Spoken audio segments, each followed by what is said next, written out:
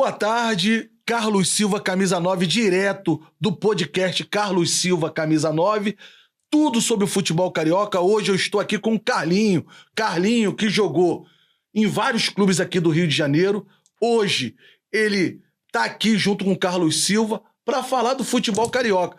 Boa tarde, Carlinho. Boa tarde, Carlos. Tudo bem? E nós vamos falar da trajetória do Carlinho. O Carlinho, que foi morador de uma comunidade ali do Rio Comprido e venceu dentro do futebol, e hoje ele vai falar um pouco da sua trajetória, da sua história, porque muitos meninos dessa idade, às vezes, ficam pela beira do caminho. E você é um exemplo, né? Eu te conheço a fundo, não é de hoje, e sei que você passou por muitos momentos difíceis, mas você conseguiu superar as dificuldades. Fala, Carlinho, um pouco, né, da sua trajetória nos clubes aqui do Rio de Janeiro e como foi difícil você chegar nos seus objetivos. Primeiramente, boa tarde. Quero agradecer essa oportunidade de poder falar um pouco de mim, sobre a minha vida, sobre minha carreira profissional. Realmente não foi fácil, foi muito difícil. Só eu sei o que eu passei nesse período todo.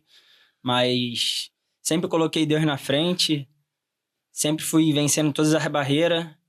Eu vou citar uma delas, né? Logo no começo, quando eu comecei na base, era muito difícil para mim, não tinha dinheiro de passagem, tinha que acordar muito cedo.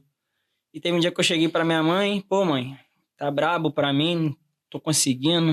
E ela sempre falava, não, meu filho, não desiste, que quando as coisas tá prestes para acontecer é que vem um desânimo maior, que as coisas vêm para você querer desistir, desanimar. Aí eu continuei persistindo e graças a Deus, assim, por ouvir minha mãe, sempre pedindo a Deus a direção, foi quando abriu a primeira porta para mim, que foi no Resende, 2009. Eu fui pro Resende, só que antes de eu ir até lá, eu tive que passar por uma peneira de 300 atletas. E essa foi a parte mais difícil na minha vida. Que eu fui no primeiro dia, sem tomar café da manhã, fui pro treino, cheguei no treino, comecei treinando bem, fui até bem, o treinador chegou, perguntou minha posição, minha idade, eu falei 9'3", ele falou, pô, tu é um bom jogador, quero contar com você. E logo em seguida, no final do treino, passei mal. Aí ele veio falar comigo, o que houve com você, Carlinhos? Eu falei, pô, professor, não tomei café. Aí ele, não, que isso, não pode fazer isso, tem que tomar café. Pô, tu é um cara que a gente tá querendo contar para levar lá pro Resende, para disputar o Carioca com a gente. Eu falei, é porque as coisas tá meio apertadas lá em casa e tal. Aí ele falou, não, quando for assim, tu fala com a gente compra o café para você, mas você não pode treinar sem tomar café. Aí, passou a segunda semana, as portas abriu. Ele foi, me levou, aí foi minha primeira experiência, né? Em jogar fora do Rio de Janeiro, cidade lá em Volta Redonda. E foi aí que as coisas foram acontecendo, naturalmente. Só que o mais importante é eu não desistir. Eu acho que é um exemplo que eu dou para quem tá começando agora. Nunca desista, cara. Sempre persiste, entrega na mão de Deus que ele sempre vai abrir uma porta onde você acha que não tem. E você, Carlinhos, focou num ponto primordial, num ponto muito importante, Deus. Se você não tiver força, espiritualmente falando, e pedir a Deus a força, você fica pela beira do caminho, é ou não é? É, com certeza, porque eu acho que essa força que vem dele, ela supera qualquer limite. Você pode estar desanimado, desapontado, frustrado, mas quando tu coloca Deus, as coisas acontecem naturalmente. Então, o Carlinhos, ele teve a oportunidade de jogar em muitos clubes aqui do Rio de Janeiro. Dá para ver que ele é perseverante, ele seguiu o caminho do bem. E eu quero saber a sua trajetória no Tigres. Eu sempre estava te acompanhando ali pelas redes sociais e deu para ver que você estava bem ali, né? Tá fininho ainda. Fala um pouco aí do Tigres do Brasil. Pô, o Tigres do Brasil, eu agradeço ele, né, por abrir a porta para mim, porque eu tinha voltado de uma lesão, operei o ligamento cruzado em 2019, aí foi quando eu retornei ao futebol carioca, foi quando eu tive a oportunidade de me apresentar no Tigres, graças ao Carlos Alberto Dias, que jogou no Botafogo, ele que abriu as portas para mim, e lá foi uma experiência incrível, cara. Fizemos um campeonato incrível, chegamos em segundo lugar na competição, quase subimos com o time, e lá foi coisas que eu vivi que eu não tinha vivido ainda em nenhum clube no Rio de Janeiro. Então eu tenho que agradecer muito o Tigres por ter estrutura, deram estrutura pra gente, moradia, alimentação, treinador excelente, Aprendi muito com o Carlos Alberto Dias. Ele pegava muito no meu pé, mas aquilo ali ele sempre conversava comigo. Carlinhos, se eu pego no teu pé, porque eu sei que tem um potencial incrível. Eu ainda vou te ver muito, muito, muito, muito longe daqui. Então eu tenho que agradecer muito ao Tigres e principalmente ao Carlos Alberto Dias, que foi ele que me deu essa oportunidade de voltar a jogar o Campeonato Carioca. O Carlos Alberto Dias, eu tive a oportunidade de acompanhar ele. Eu estava no pré-mirim do Botafogo. Na verdade, não era nem pré-mirim. Na época, o Botafogo chegou a acabar com as categorias de base. O Floraci levou todo mundo para o Maran Tênis Clube, que ele teve 2 propostas, uma para o Bangu e outra para o Fluminense. Aí acertou com o Fluminense, aí levou a galera toda para o Fluminense. Quem foi federado continuou no Botafogo e quem não era federado ficou no Fluminense. Então, quem participou de categoria de base sabe que é uma luta danada, né? Você tem que ser muito perseverante. Tem muita gente que, às vezes, Carlinhos, fica pela beira do caminho. E você é mais um jogador que conseguiu seguir o caminho e chegar ao profissional. Não é fácil, né? Vou te falar, não é fácil nem um pouco, cara. Porque era uma luta todo dia, uma luta diária, porque eu moro aqui na comunidade do São Carlos.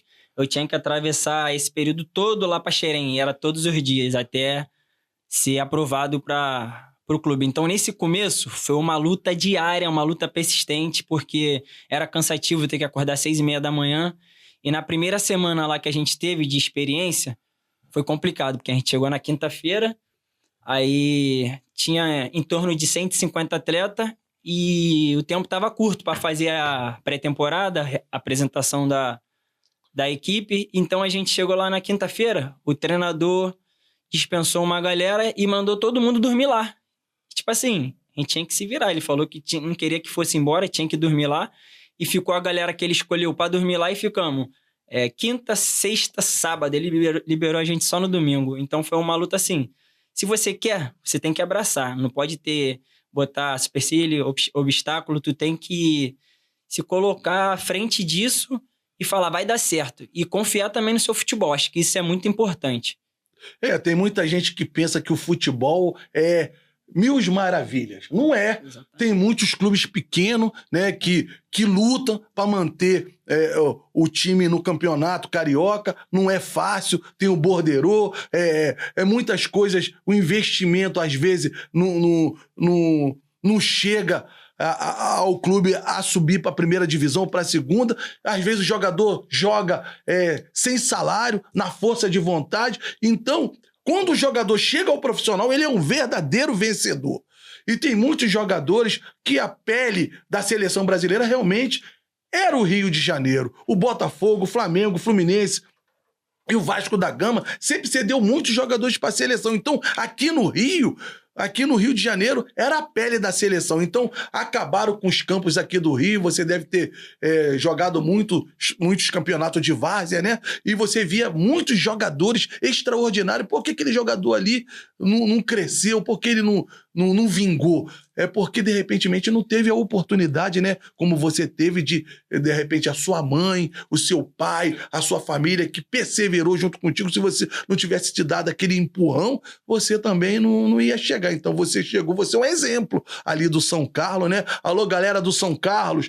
Poxa, um abraço pra vocês aí, ó. O Carlinho tá aqui no podcast do Carlos Silva, Camisa 9, resenhando nessa resenha, falando do futebol carioca. Quero que você fale também do Juventus também, que de repentemente aconteceu muitas coisas lá que fez de tudo pra você parar, mas você deu continuidade, né? Foi, com certeza. No Juventus foi onde eu tive a minha lesão no joelho. Foi uma lesão difícil pra mim, porque eu achei que não iria mais voltar à ativa no futebol.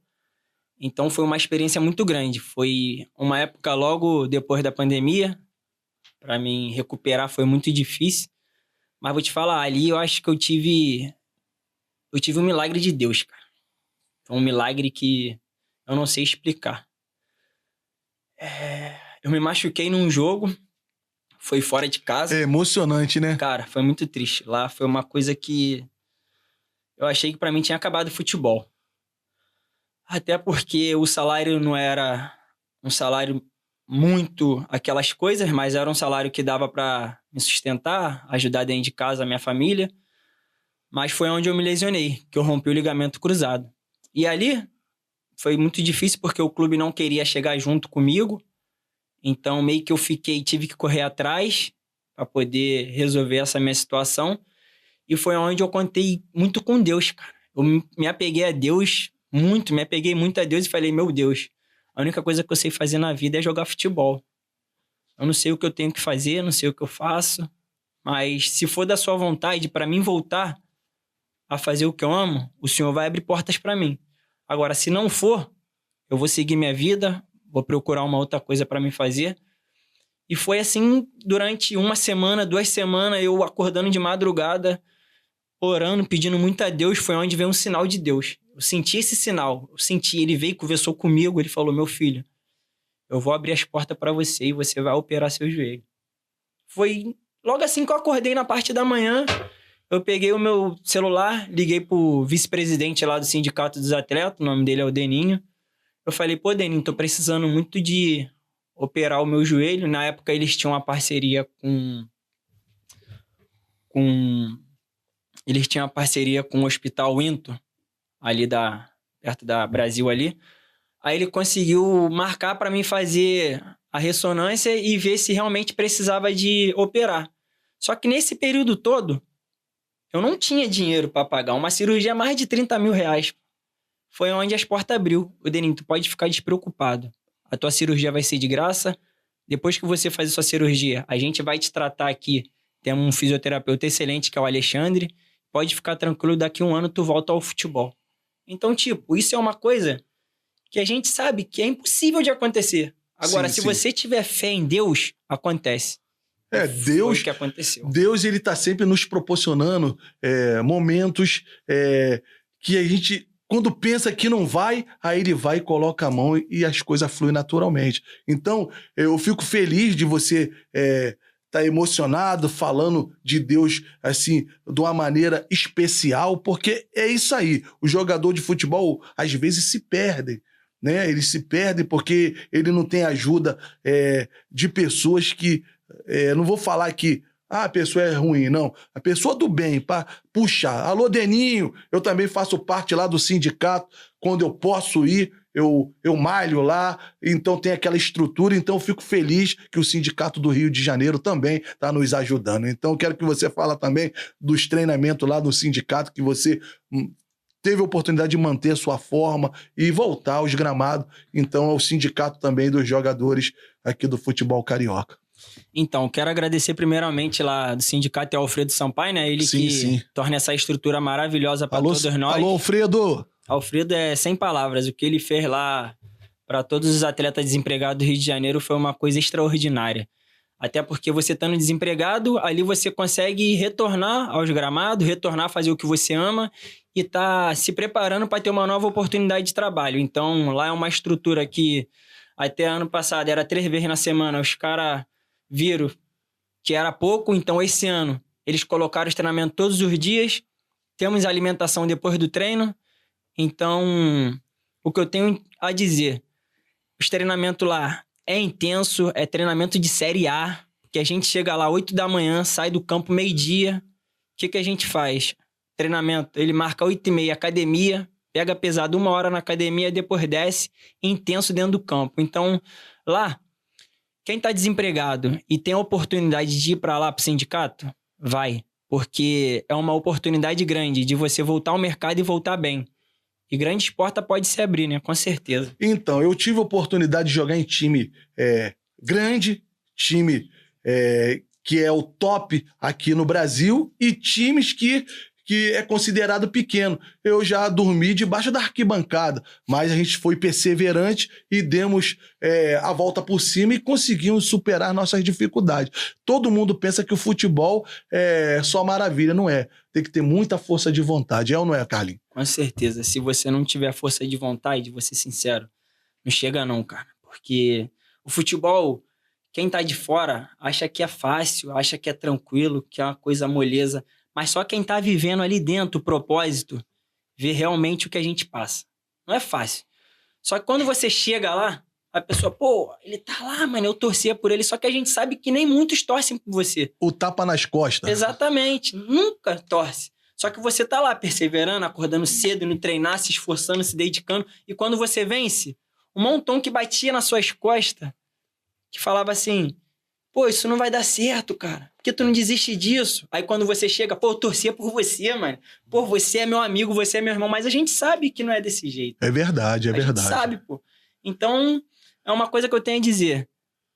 Não desiste, mano. Se você tem um sonho, luta até o fim. Só quem pode falar não pra você é você mesmo. Ninguém pode chegar e falar pra você, não, para de jogar bola, não. Só você pode falar se você deve continuar ou parar. Aí, o Carlinho falou tudo. O seu maior inimigo é você mesmo. Como você falou, Carlinho, Deus, ele foi muito importante na sua vida, né? Muito, muito importante. Eu acho que sem ele na minha vida, eu não sei onde estaria agora, não sei onde teria chegado. E ele que vem abrindo porta e vem fazendo milagre na minha vida. Teve uma pessoa que me perguntou, e aí, Carlos Silva, o que você quer da sua vida? Você quer conquistar muitas coisas? Eu falei, não. Eu falei para ele assim, ó, vou te falar só isso. Tudo o que eu quero está em ti, toda a minha vida eu te entrego, pois não há outra além de ti, não. Tudo o que eu quero a conquistar não se compara à tua presença. E o prazer em te adorar, dias vêm, dias vão, e em meu coração só aumenta o desejo de te encontrar. Agradecido eu sou por tudo que recebi, mas não estou satisfeito, eu quero mais te conhecer e prosseguir em te conhecer. Este é o alvo da minha vida, Senhor, te conhecer e prosseguir em te conhecer. Este é o alvo da minha vida, Senhor. O Carlinho falou uma coisa muito importante, e esse é o alvo da nossa vida. Deus é muito bom, vamos seguir em frente. Deus, acima de tudo, que o povo lá do Rio Grande do Sul venha reverter essa situação.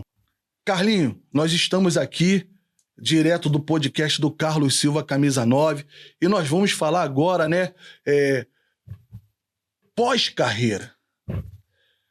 Quando o jogador, ele pensa em parar, e às vezes ele quer voltar, aí para de novo, quer voltar, aí fica na cabeça dele porque o futebol, ele tem aquela magia. E, na verdade, o jogador pode estar com 50 anos, 60 anos, olha o Romário. É um exemplo, voltou a jogar. E a gente fala que vai parar, a gente não para nunca. É ou não é, Carlinhos? É verdade, até o baixinho tá querendo fazer gol, pô.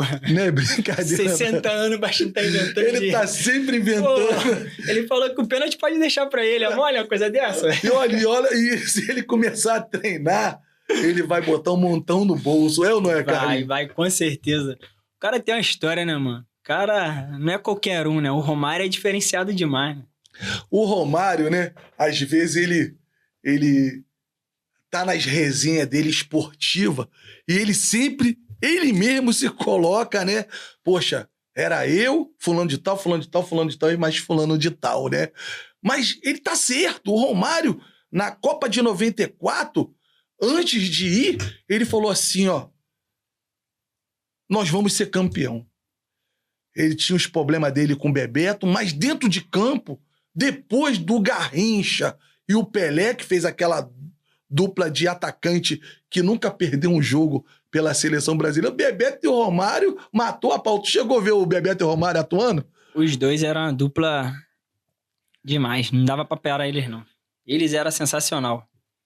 Eu vi um jogo do Romário, né? Acho que foi a final de 89, Copa América. O Romário faz uma embaixadinha, toca pro Bebeto de voleio. Foi um dos gols mais bonitos que eu vi no Maracanã. E o Romário lá na Espanha, quando ele falou que se fizesse 2, ele ia vir aqui pro Rio. Rapaz, aquilo ali foi diferenciado demais, meu filho. Ele mandou preparar o jatinho antes de fazer os 2 gols. Como é que pode? Fez os gols, já tava no vestiário, trocando de roupa, ó, já tô indo. Tô indo embora. Tchau, abraço, Rio de Janeiro me espera. A melhor resenha, não é essa? Às vezes é a melhor resenha. É a melhor resenha, aquela resenha que você acabou o jogo, aí você vai ali, aquele churrasquinho, aí você começa a comentar, conversar. As pessoas não sabem disso, mas é aquele abraço. Poxa, a melhor coisa do mundo. O pós-jogo é uma coisa muito diferenciada. Aquilo ali é uma coisa sensacional, cara. E deixa eu te fazer uma pergunta, Carlinhos. Dá pra ver que você tá bem focado, centrado. E aquela palestra? Porque eu tive a oportunidade de ver uma palestra do Vanderlei Luxemburgo. Pra mim é o melhor treinador. Muita gente tenta sacanear o Vanderlei Luxemburgo, falando que os treinadores brasileiros estão ultrapassados. Isso é mentira. O futebol brasileiro, ele já fazia isso tudo. Marcação linha alta, isso já existia. A marcação sob pressão já existia. Então o Vanderlei Luxemburgo sempre fez seus times jogar dessa forma. Então eu sou fã do Vanderlei. Então ele, numa entrevista, ele falando que antes do jogo do Palmeiras, acho que o Palmeiras tinha que reverter contra a Ponte Preta, ele pegou a faixa de capitão, deu para todo mundo do Palmeiras e falou assim: vocês vão ser campeão. Vocês vão arrebentar. Eu queria estar de chuteira no pé. Então, você que jogou, a gente tá falando com quem jogou ali no vestiário. Você já teve treinador que mexeu contigo e falou assim: vamos lá, Carlinhos, vamos arrebentar, vamos pra cima, você é capaz? Já. 2 treinadores. Um foi o Carlos Alberto Dias e o outro eu tive a oportunidade também de trabalhar com o Oswaldo Oliveira. Não sei se tu conhece, foi treinador no Corinthians. Oswaldo Oliveira eu tive essa experiência. Ele é fera. Eu tive essa experiência. Ele também tem um jeito que ele é paizão, né? Muito paizão, mas vou te falar, o Carlos Alberto Dias, cara, ele é um cara sensacional, mano. Aquele cara ali no futebol, como treinador, o trabalho que ele faz, merecia uma Série A.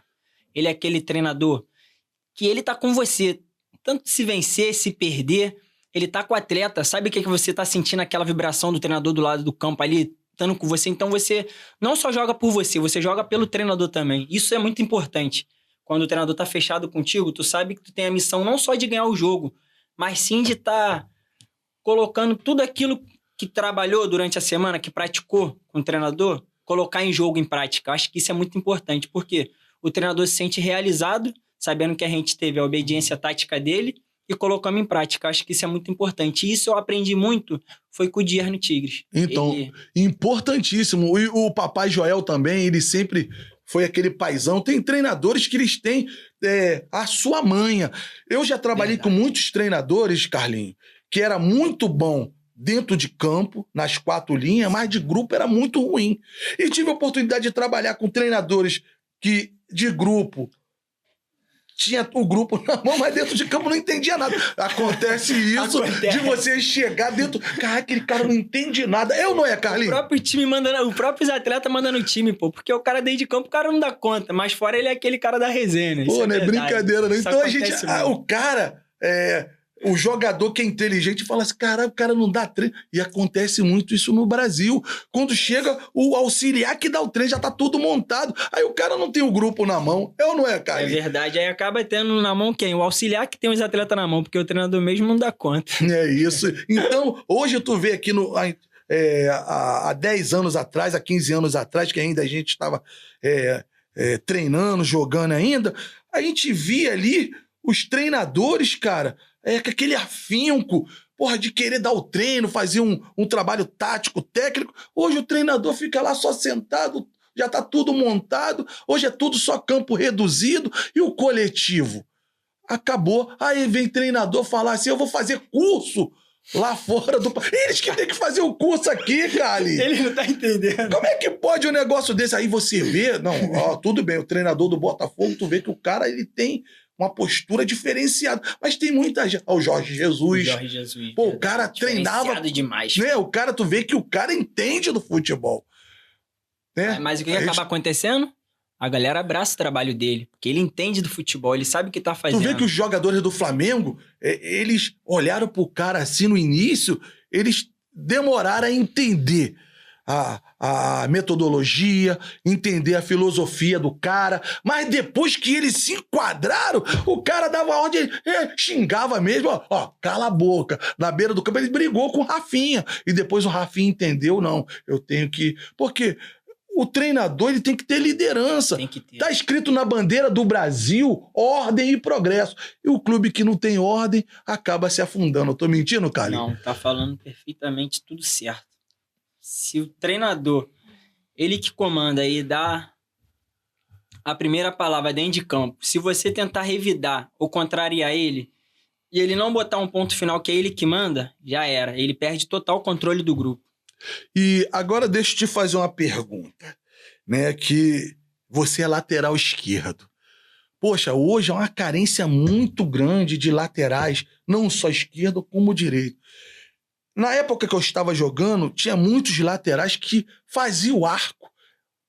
Poxa, eu não consigo entender, o jogador vai no fundo e não consegue cruzar uma bola certa. Eles erram muito. Carlinhos, me ajuda. Pelo amor de Deus. Peraí, deixa eu olhar bem pra câmera. Olha só, eu joguei futebol, eu fiz muitos gols de cabeça.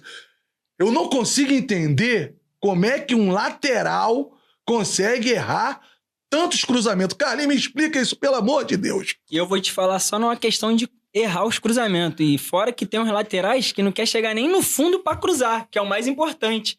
Tem lateral que quer cruzar quase no meio de campo. Isso não existe. Se tu é lateral, tu tem que ter a responsabilidade de quê? Chegar no fundo, fazer o quê? Jogar para atacante. O que o atacante precisa? De bola na área para ele fazer gol. E o lateral quer o quê? Joga a bola para fora, ou então cruza para trás, ou então às vezes nem cruza. Isso é complicado demais, cara. Como é que o atacante vai levar o pão pra dentro de casa se ele não faz gol? É verdade, centroavante que não faz gol perde o emprego. E agora eu vou falar aqui. Uma coisa ao vivo e a cores para entender. Nós somos brasileiros. O Brasil ia nas altitudes, Carlinhos, jogar lá na Bolívia, jogar lá nas altitudes, lá no Equador. O Brasil, independente se vai ganhar ou não, futebol é futebol, mas tinha uma certa facilidade. A altitude, aí quer botar culpa na altitude. Tá certo ou errado, Carlinhos? Ou é o futebol brasileiro que deu uma caída? Então, eu acho que o futebol brasileiro deu uma caída. Caiu, pra mim, caiu bastante. Eu acho que antigamente, a gente sabia, né, como funcionava. Antigamente, futebol brasileiro era muita qualidade, muita técnica. Hoje em dia, os caras valorizam muito o cara com velocidade, o cara com uma força. Eu acho que isso aí prejudicou muito o futebol brasileiro, porque a arte tá no Brasil. E a arte tá acabando o quê? Sumindo. O futebol força tá atrapalhando um pouquinho. Carlinhos, deixa eu te fazer uma pergunta. Você, nascido ali no Rio Comprido, tu já jogou bola no paralelepípedo? Já, pô. Dedão, eu também já, o dedão ia pro espaço o tempo todo. E o campo careca. Um dia desse eu tava vendo, cara, o jogador com uma facilidade, o campo careca, cara, ele dando aquele drible, aquele... Cara, eu vi um lance do Rivelino, ele deu uma... Como se fosse uma puxida no jogador do Vasco, ele deu um tapa. Então isso vinha da pelada. Isso aí entendeu, Carlinhos? E outra coisa que eu não tô entendendo, o jogador tá preocupado, ficar fortão. Poxa, o Neymar, quando ele tava mais leve, ninguém segurava o Neymar. Tu vê que eu fico feliz. Um dia desse, eu sempre acompanhei, eu sou sócio do Botafogo desde 77. Meu pai era sócio do Botafogo, ainda né? Aí ele comprou um título de sócio para ele. Então eu sempre acompanhei o Botafogo de futebol regata. Então vi muitos jogadores ali, o Paulinho Criciúma, Maurício, com uma facilidade incrível, Carlos Alberto Dias. Aí eu passei a jogar bola. Então a gente vê que os jogadores hoje estão preocupados em fazer musculação, ficar forte. Se preocupa muito com a parte dele em ficar fortão, mas ele não se preocupa com o quê? Com a velocidade, com a técnica, em fazer um bom cabeceio, o fundamento que é fundamental. Carlinhos, seja sincero, você tá ao vivo e a cor e você vê. Eu fico feliz que um dia desse o Carlos Alberto Santos falou assim, a Rádio Tupi, a Rádio Globo, falou, eu tenho orgulho de entrevistar o Carlos Alberto Santos. O cara não fala besteira. Tu vê que a gente tá aqui no Mó Resenha, eu fico feliz de estar te entrevistando, porque é uma conversa ampla, uma conversa sadia, falamos de Deus, de futebol, sem palhaçada. Tu vê que é mó toque sai. Eu vou te convidar de novo pra você ir na rádio, porque como falaram pro Carlos Alberto Santos, do Botafogo Cabeça de Área, é uma satisfação, Carlinhos, te entrevistar, falar com você, dá pra ver que você não se preocupou só com você, é um cara que você tem um diálogo aberto. E eu fico feliz de ver que você saiu de uma comunidade, mas você não se preocupou só com o futebol, mas se preocupou com os estudos e foca Deus na sua vida. Isso é o mais importante, né, meu amigo? Entendeu? Então, eu quero que você quiser mandar um alô lá pra galera lá do São Carlos, lá do Rio Comprido, a galera lá do sindicato, você fica à vontade, porque nós estamos aqui direto do podcast O Carlos Silva Camisa 9, direto da Brise Produções, falando do futebol carioca. Beleza. Primeiramente, eu quero mandar um abraço para todo mundo lá de São Carlos, que é minha mãe, meu pai, a Valdete. Te amo, mãe. Meu pai, Sulia, muito obrigado por tudo que tu fez por mim. Sou grato muito por tudo que tu fez. E quero agradecer também ao Carlos Alberto Dias, que é o treinador. Ele foi uma pessoa fundamental na minha carreira profissional. E eu quero também agradecer o pessoal do Sindicato dos Atletas, porque eu acho que lá é muito importante pelo meu período que eu fiquei desempregado. Então eu quero agradecer o Alfredo Sampaio, quero agradecer o William, vice-presidente, que jogou no Vasco, quero agradecer o vice-presidente Deninho e quero agradecer todo o lá também envolvido lá do Sindicato dos Atletas. Obrigado, público maravilhoso. Estamos aqui falando sempre do futebol mais charmoso do país. Beleza? Uma boa tarde. Carlos Silva, Camisa 9.